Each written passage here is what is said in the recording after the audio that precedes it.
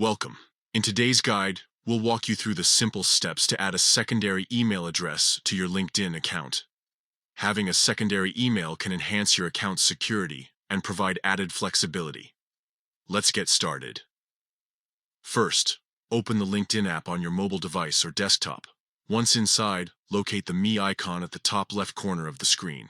Tap on it to access your profile menu. Next, scroll down and select Settings and Privacy. This will take you to a page where you can manage various aspects of your account. From here, navigate to the Sign In and Security section. Within this section, look for the option labeled Email Addresses and click on it. This is where you'll manage your existing email and add new ones. Now tap on Add Email Address.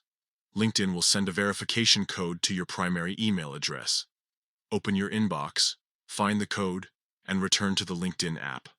Enter the verification code in the designated field and proceed by typing in the new email address you want to add. To confirm this action, you'll also need to input your LinkedIn password.